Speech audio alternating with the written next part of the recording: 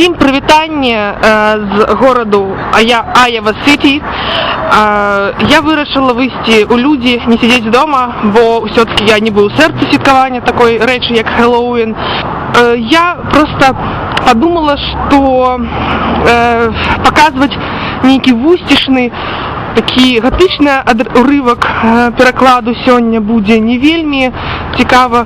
Ну просто тому, що аккурат тут, коли ты глядишь на весь этот карнавальный фурор, на всю эту подрыхтовку, разумеешь, что Хэллоуин это уже зовсім не страшно, а нават вельми весело, кічова і захапляльна, что люди тут хутчэй спрабуюць спажыць як мага больш гарбузоў, якія напладзілі за ўсё лета, яблыкаў, ядуць смачныя гарбузовыя пірагі, п'юць смачны яблычны сідар. Вось, і таму я подумала, што гэты ўрывак павінен быць нейкі смешны і камічны. А што самае галоўнае ў нашым свяце? Самае галоўнае ў свяце Хэллоуін тут, як мне здалося, гэта карнавал, кіч, хуліганства. Менавіта тут яно хутчэй падобнае да беларускага сучаснага купальня, калі ламаюць платы суседзям, паляць вогнішчы на падворках. І вось зараз я здымаю Полу з Аргентыны, гэта мой аператор. Хай, Пола. И вот что я скажу. Я расскажу еще, что война с саламандрами описывает так само мову саламандров. Натуральная мова саламандров, человечая мова саламандров, это пиджин-малайская мова. Але, конечно же, про глобальные процессы, когда они стали копировать с людьми, они стали размовлять на basic English. Але ж кожная краіна полічила за свой обов'язок, гонор і престиж выпрацаваць свой падручнік для саламандраў, сваёй мовы. І, конечно ж, нават Чэхія, якая не мае марскога берагу, а марскі бераг ён важны для саламандраў, все адно Чэхія напісала такі падручнік. Але ж Беларусь не мае марскога берагу, і нашыя асветнікі таксама маглі парупіцца пра саламандраў у свой час. Вось жа пра гэта і ўрывак з Карла Чапака.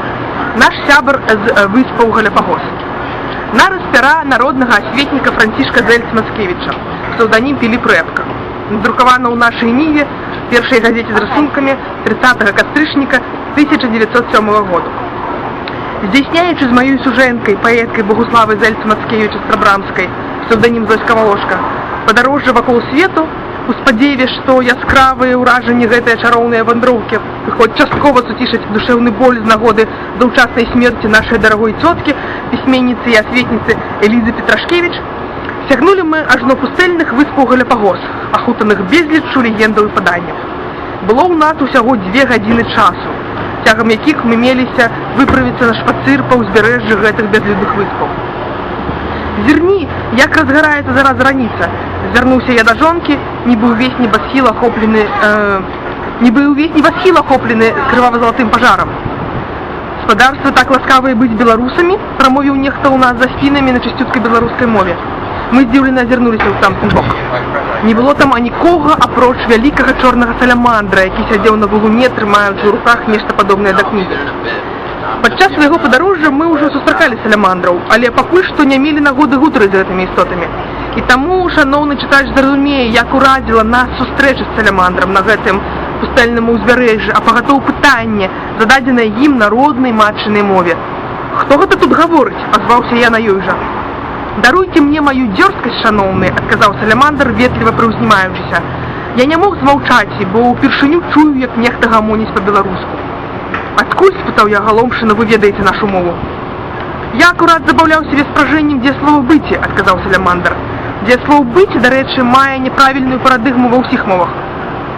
«Як, дзе і навошта?» – паўтарыў я. «Вывучыліся вы па-беларуску». «Волей выпадку гэты падручнік апынуўся ў маіх руках», – прамовіў саламандр, падаючы мне кнігу, якую трымаў. Было гэта першае чытанне для саламандраў-беларусаў. Старонкі кнігі неслі сляды частага і руплівага гартання. Яе закінулі сюды з гуманітарным грузам асветніцкай літаратуры. Я мог выбраць сабе геаметрыю для старэйшых клясаў гімназіяў, гісторыю вайсковай тактыкі, пуцяводнік па даламітавых тэшорах ці асновы біметалізму. Але я абраў гэтую кнігу, якая сталася для мяне неацэнным скарбам. Ужо ведаю яе на памяць, а ўсё чэрпаю з гэтай жыццядайнай крыніцы ўцехі і навукі. Жонка моя і я выказалі безмежную радасць і здзіўленне з нагоды яго правільнага і, што характэрна, выразнага беларускага маўлення. На жаль, тут няма нікого, з ким би я мог размаўляць па-беларуску, сціпла прамовіў наш новы таварыш. І я так і не ведаю, як будзе конь у творным склоне множнага ліку. Конямі або конямі. Конямі, сказаў я. Ды не, конямі, запярэчыла моя жонка. Ці не зробіце вы ласку, паведаміце мне, спытаўся наш размоўца жарсна, што там новага ў сэрцы нашай роднай радзімы, Вільні. Расце, дружа, будуецца Вільня, адказаў я, усцешаны яго зацікаўленасцю, і ў колькіх словах апісаў яму росквіт нашай спрадвечнай сталіцы. Як я рады гэта чуце, прамовіў салямандр з відавочнай палёгкай. А скажыце, ці Кастусь Каліноўскі ўсё яшчэ вісіць на лукішках? Ды не, здаецца, адразу пахавалі, адказаў я, крыху трэба прызнацца, збянтэжаны яго пытаннем. Як шкада, расстроіўся сімпатычны салямандр. Гэта ж быў каштоўны помнік гісторыі нашага краю. З ласкі Божай столькі важных падзеяў адбылося падчас паўстання 63-го года. Ці ўзяць вось паўночную вайну.